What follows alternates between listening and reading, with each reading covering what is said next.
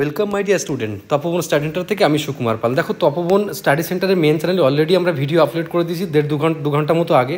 তো আমি তোমাদের এই চ্যানেলে যে এমপ্লয়মেন্ট নোটিশ নম্বর যে বেরিয়েছে এবারে, তা আমি কিছু খুব ইম্পর্ট্যান্ট কথা বলবো।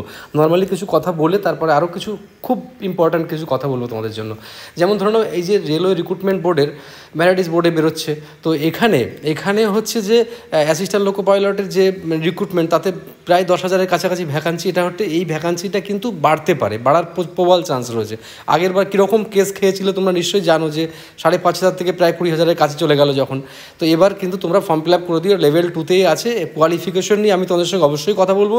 তার সাথে যেটা তোমাদের সঙ্গে বলার বক্তব্য, সেটা হচ্ছে যে এবার কিন্তু তোমার যেটা আধার আছে, আধার কার্ড, সেটা কিন্তু আপডেটেড চাই। সেখানে যেন তোমার ফটো যেন ঠিকঠাক করে মানে ফটো যেন বর্তমান ফটো থাকে যেন, ঠিক আছে? এটা মাথায় রাখো।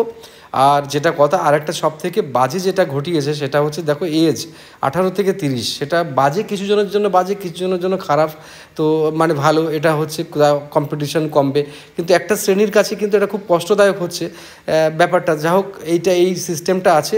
আর যেটা বলার, কোয়ালিফিকেশান কিন্তু সেই আগের বারের মতো থাকার সম্ভাবনা আছে। যেমন তোমার ইলেকট্রিক্যাল ইঞ্জিনিয়ারিংয়ের বিটেক যাদের আছে, মেকানিক্যাল ইঞ্জিনিয়ারিংয়ের বিটেক যারা আছে, অটোমোবাইল ইঞ্জিনিয়ারিং বিটেক, ডিপ্লোমা, এইসব যা বললাম, ডিপ্লোমা বিটেক দুটোই চলবে। আর তার সাথে ইলেকট্রনিক্স অ্যান্ড টেলিকমিউনিকেশন ইঞ্জিনিয়ারিংয়ের বা ইলেকট্রনিক্স অ্যান্ড কমিউনিকেশন ইঞ্জিনিয়ারিংয়ের ডিপ্লোমা বিটেকরাও কিন্তু বসতে পারবে এই পরীক্ষাতে।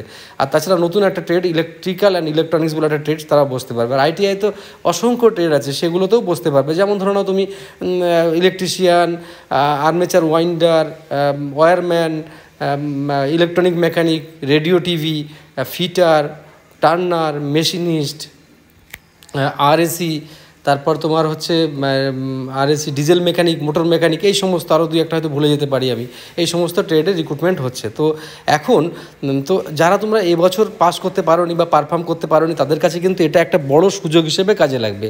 আই থিঙ্ক তোমরা নিশ্চয়ই বুঝতে পারছো। আর এটা যথেষ্ট ভালো পারফর্ম করা, একটা সঠিক একটা সঠিক গাইডলাইন কিন্তু তোমাদের অবশ্যই দরকার। অসংখ্য ছাত্রছাত্রী যেরকমভাবে আমরা ডিল করি রোজ, এবং একটা বুঝি যে আজকাল ওপেন মার্কেটে একটা গাইডলাইনটা কিন্তু বিরাট ফ্যাক্টর হয়ে যায়। সেটা 2-1 নম্বরের জন্য যখন চান্স পাও না তোমরা, তখন কিন্তু বুঝতে পারো যে একটা গাইডলাইনটা কতটা ইম্পর্ট্যান্ট ফ্যাক্টর।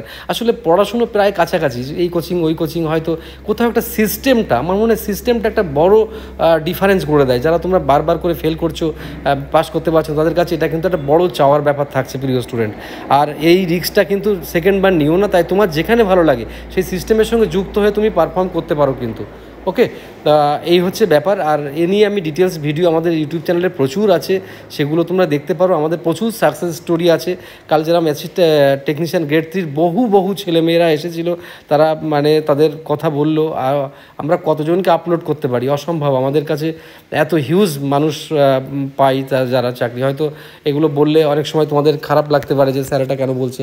আসলে ব্যাপার যেটা ঘটে সেটা সঠিক প্রিপারেশান তোমাকে কিন্তু চাকরি পাওয়ার মানদণ্ড, এটা ঠিক আছে। একটাই তো জীবন, তো এই জীবন নিয়ে বেশি মানে এক্সপেরিমেন্ট করাটা আমার কাছে মনে হয় ঠিক নয়। তাই তোমার যেখানে ভালো লাগে সেখানে পারফর্ম করো, এবং খুব হৃদয় দিয়ে, খুব ভালোবেসে পারফর্ম করো। Okay, best of luck my dear students.